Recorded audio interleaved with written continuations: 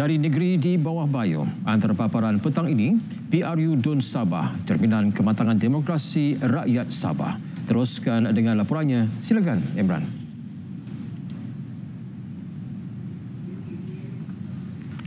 Ya, Otto. PRU Dun Sabah ke-17 bukan sekadar pertandingan politik, sebaliknya cerminan tahap kematangan demokrasi rakyat negeri di bawah Bayu. Perkara ini dinyatakan penyelidik Geopes UMS Dr. Syahrudin Awang Ahmad. Menurutnya, perkembangan politik semasa menunjukkan rakyat Sabah semakin matang dalam membuat pilihan bagi menyatakan keinginan terhadap kerajaan yang stabil. PRU Dun Sabah ke-17 juga menjadi medan penentu keupayaan sebenar wakil rakyat menunaikan janji, menyelesaikan isu setempat dan membuktikan prestasi sepanjang penggal lalu. Mereka perlu menunjukkan report card masing-masing sama ada mereka telah berjaya menunaikan janji-janji politik mereka. Semua parti, tidak kira parti pemerintah maupun parti pembangkang, masing-masing cuba nak menjulang hasrat dan juga mempertahankan diri daripada dituduh tidak menunaikan tanggungjawab. Beliau berkata demikian selepas menjadi tetamu khas dalam rancangan Kami Baini di Studio TV RTM Sabah. Presiden Parti Warisan Datuk Seri Panglima Muhammad Syafiee Apdal dan aktivis Cik Munadin menerima kertas klausa permohonan komital bagi penghinaan mahkamah yang difailkan di Mahkamah Coroner. Penyerahan dokumen dilakukan pada Sabtu di Shah Alam, Selangor dan Isnin di Tawau. Menurut kenyataan Jabatan Peguam Negara AGC, kedua-dua responden perlu menjawab pernyataan dan afidavit sokongan dalam tempoh 14 hari.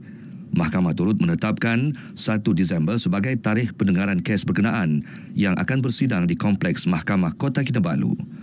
Sebelum ini, kedua-dua mereka menerima notis tunjuk sebab daripada AGC berhubung kenyataan yang didakwa menghina mahkamah dalam prosiding inkues kematian pelajar tingkatan 1, Zarah Khairina Mahathir. Menerusi program peningkatan enterprise Bumiputera BIP 2.0 dan B+, 182 usahawan perusahaan mikro, kecil dan sederhana PMKS di Sabah menerima bantuan kewangan 18.9 juta ringgit. 44 syarikat usahawan PMKS daripada Sabah telah menerima grant BIP melibatkan peruntukan keseluruhan sebanyak 7.42 juta ringgit. Manakala bagi program B+, 138 adalah daripada Sabah melibatkan peruntukan 11.48 juta ringgit untuk Sabah sejak dilancarkan 2 tahun yang lepas.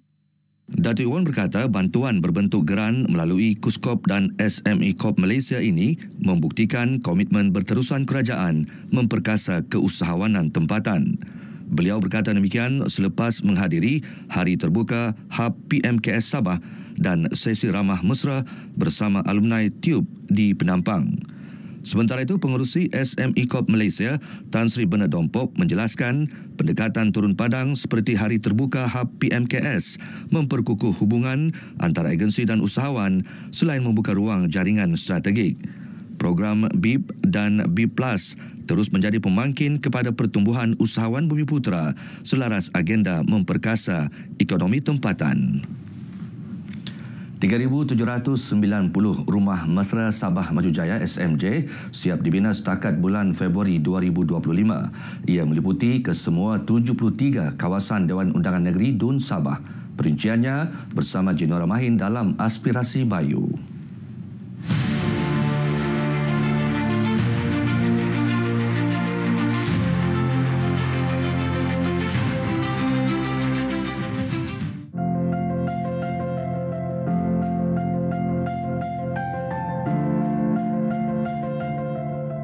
Keadaan rumah sekarang kan lebih selesa, lebih selamat.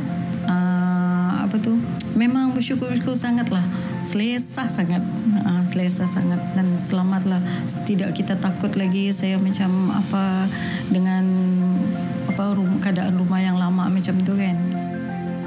Ibu tunggal Siti Aisyah usul 56 tahun penduduk Dun Pantai Dalit Tuaran antara penerima rumah SMJ. Mendiami rumah ini sejak November lalu membolehkan Siti Aisyah menjaga ibunya yang sakit dengan lebih selesa. Sementara itu, penerima dari Dun Sulaman Fauzan Maksud 43 tahun teruja menanti masa mendiami rumah baharu sumbangan kerajaan negeri. Kegembiraan jelas terpancar pada wajah bapa 3 anak ini. Lebih kurang dalam 9 tahun saya menyewa. 2016, 2 tahun di Penampang. Lepas tu baru kami dapat lagi beratnya di Telipok lah.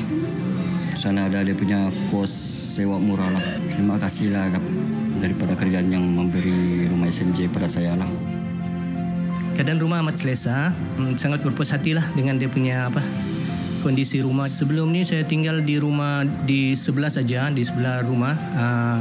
Kondisi dia dia punya tidak berapa dia punya zinc semua sudah bocor-bocor, sudah agak usang lah yang di rumah di sebelah tu. Jadi dapat di sini amat-amat berterima kasih lah. Pastinya, lebih ramai penerima bakal memiliki rumah sendiri tahun ini apabila kuota rumah SMJ ditambah daripada 20 kepada 40 buah rumah bagi setiap dun. Ternyata inisiatif kerajaan negeri memberi rumah percuma kepada golongan sasar memberi impak besar kepada para penerima dan semoga usaha murni ini menjadi titik tolak kepada kehidupan yang lebih baik. Jenny Yoramahin, RTM.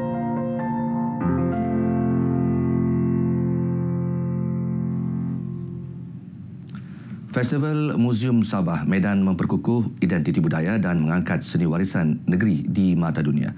Kali ini kembali dengan penganjuran keempat berlangsung di Kampung Warisan Fasa 2, Kompleks Muzium Negeri Sabah.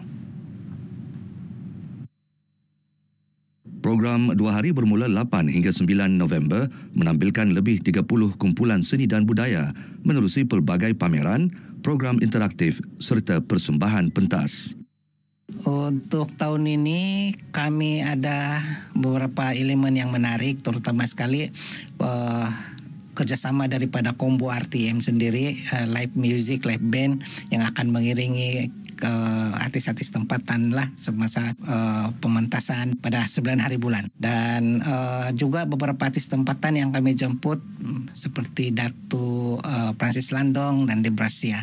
Dan tidak lupa juga penggiat-penggiat seni lain lah. Beliau berkata demikian selepas menjadi tetamu khas dalam segmen Sembang Ekspresi di Konti Sabah FM.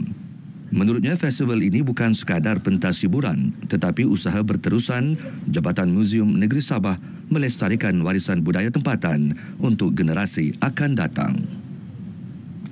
Baik saudara, sekian perkongsian dari Negeri di Bawah Bayu. Teruskan kesetiaan dalam berita wilayah kembali bersama Otto Osman untuk lebih banyak perkembangan semasa dalam negara. Malaysia Madani, rakyat disantuni. Baik, terima kasih Imran langsung dari Sabah.